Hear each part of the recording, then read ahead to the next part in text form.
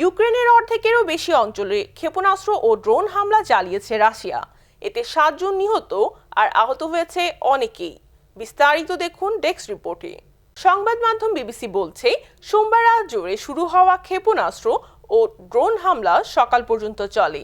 Russia রাতভর এসব হামলায় 127টি ক্ষেপণাস্ত্র ও 109টি ড্রোন নিক্ষেপ করে। তবে ইউক্রেন বাহিনীর দাবি তারা 102টি ক্ষেপণাস্ত্র ও 99টি ড্রোন ভূপাতিত করেছে।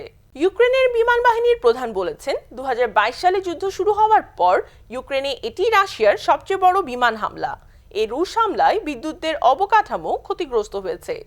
কিয়েভের কিছু অংশ সহ অনেক এলাকায় বিদ্যুৎ বিভ্রাট এবং পানি সরবরাহে বিভ্রাটের খবর পাওয়া গেছে।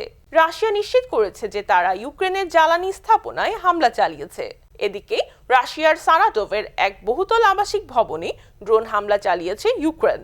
এই হামলায় আগুন ধরে ভবনটি ব্যাপকভাবে ক্ষতিগ্রস্ত হয়েছে। এটি শহরের সবচেয়ে উঁচু ভবন ছিল।